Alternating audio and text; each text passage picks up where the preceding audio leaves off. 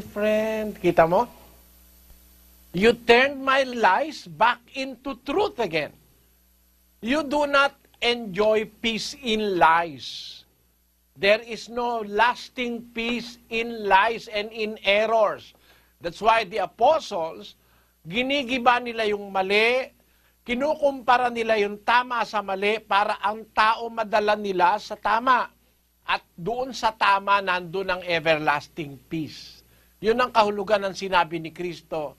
Blessed are the peacemakers, for they shall be called the children of God.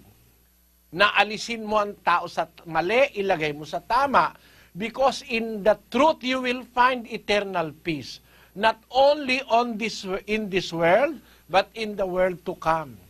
Where peace really dwells. Alam mo kapatid, yun ang hindi naiintindihan sa akin ng mga tao.